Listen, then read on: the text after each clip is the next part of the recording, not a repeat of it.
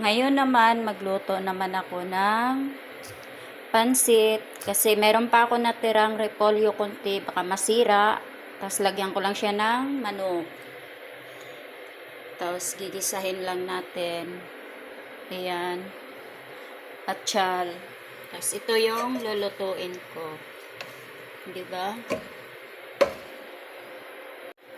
Ngayon naman, simulan na natin magluto.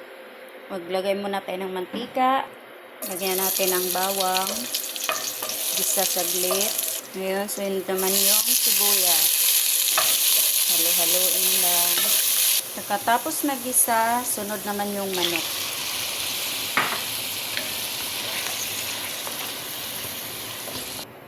Takpan muna natin. Hayaan muna mga ilang minuto. Lagyan ko ng soy sauce. Tapos tubig.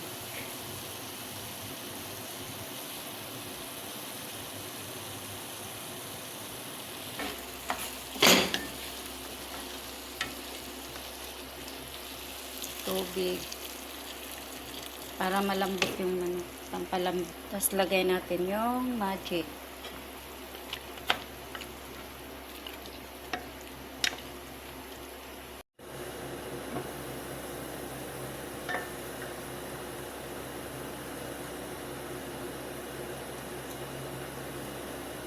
Malambot na yung manok. Lagay natin yung gulay.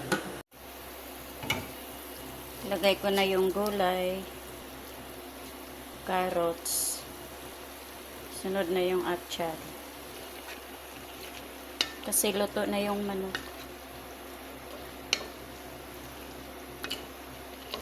Bali half cook lang yung pagkaluto para hindi naman maano kainin.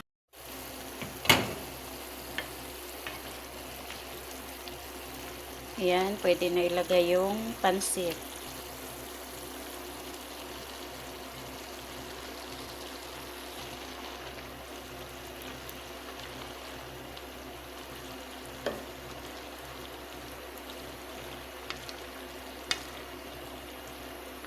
Malapad yung pansit ko kasi ako lang ang gumawa niyan.